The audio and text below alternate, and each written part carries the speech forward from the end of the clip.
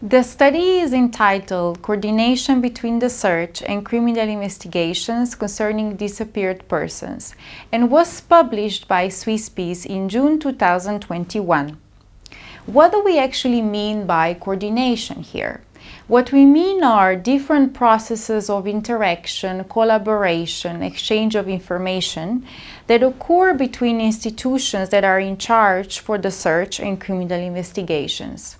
And in this study, we tried to explore what are really the tensions or different challenges that arise when both processes are conducted in parallel, and what have been the ways to overcome them. This is important because we know that enforced disappearances, but also other types of disappearances, result in grave suffering, not only the one who was disappeared, but also his or her family and society as a whole.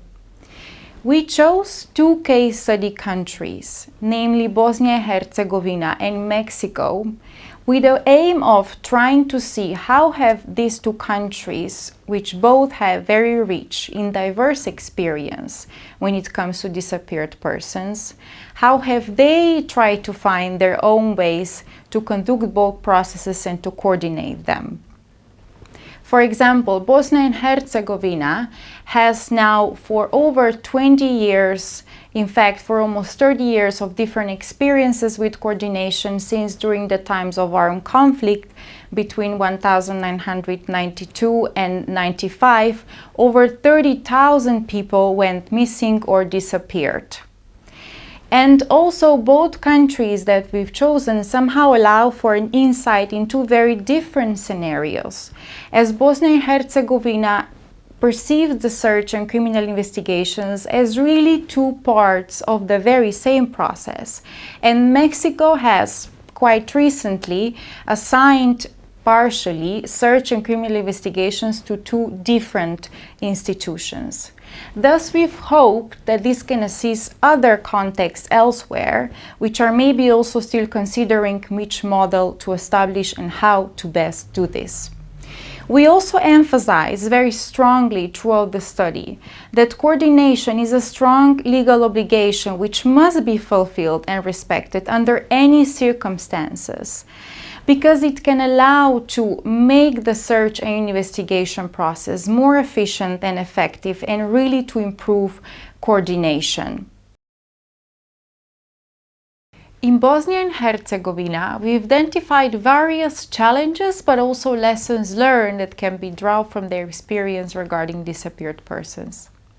Regarding the challenges, for example, one of them has been the fact that most support, resources and knowledge that has been provided by different international organizations or European institutions goes to the institutions in charge of the search and criminal investigations at the state level, whereas local institutions are often left behind.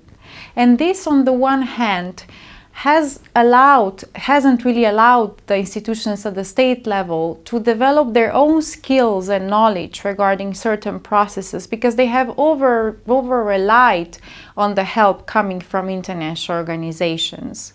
And on the other hand, local institutions have often not been motivated enough to engage in coordination. The second challenge, which has been also identified in Bosnia and Herzegovina, has been the really lack of genuine willingness of certain institutions, in particular in Republika Srpska, to engage in coordination. And finally, specifically forensic science has been identified as one of the spheres which really could be further improved, in particular if there was a forensic institution with permanent forensic staff which could exchange information and somehow work permanently together on the issue of disappeared persons. With regards then to the lessons learned, one of the most important ones in Bosnia and Herzegovina is how important it is to have well-connected databases. Another one is also how crucial can be the role of international organizations, not only because they provide resources and knowledge regarding coordination, but also because they can exert pressure and play a strong supervisory role when it comes to coordination and controlling institutions involved in this process.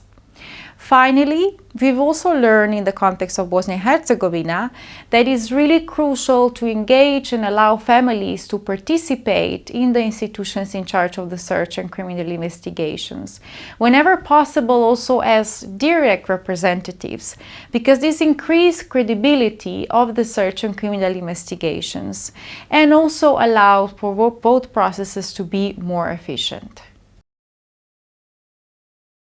In the case of Mexico, we've also identified numerous challenges that arise in the process of coordination between the search and criminal investigations.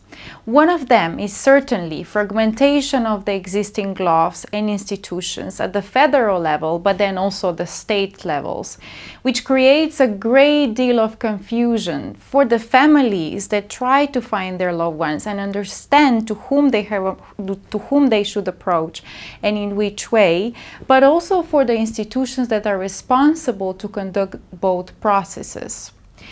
Another big challenge in Mexico are also very poor resources, and this is specifically for those institutions that function at the state level and were created more recently. However, we do think this is something that could be overcome with time if there is, of course, sufficient will.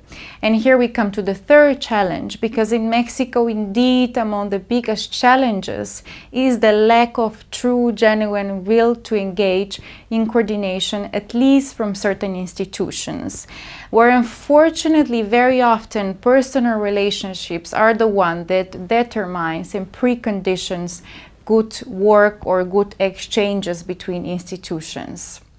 When it comes to learnings, what can we learn from the Mexican context? There are again different lessons learned. But one of them is certainly the fact how important, but truly important, is to have very precise laws and rules where the responsibility of each institutions are very clearly determined. And to the extent possible, vague and imprecise language has to be always avoided.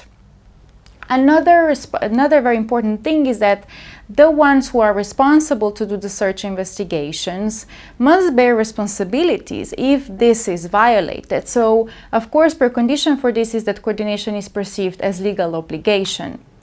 And thirdly, I think also Mexico shows how important it is to educate, to organize different trainings, and then also to supervise how efficient have these trainings have been for the institutions that are involved in the search investigations in order to improve their work. And such training should exist for both, again, the highest level institutions, but also those institutions that function at the local levels. So whenever we're now thinking how to approach the coordination between the search and criminal investigations, it is important, I think, to take the following things into account. First of all, it is important to really carefully examine the sensitivities of each context. Second of all, I think it is also very, very important to consider that when you establish coordination, notwithstanding the model that you choose, you have to think about it as something that will search will complement the investigation. So you shouldn't think about these two processes as competing, but you should perceive that as processes that they are reinforcing each other. Third, I think that coordination must be envisaged as a process that is made as participative as possible, making sure that you include all groups, from families to international organizations to different experts in the process of coordination. And finally, I think it's also very important to be up to date, to use the technology that you have at the disposal whenever you can to organize your data, to examine the DNA or whatever you have to do with regards to coordination.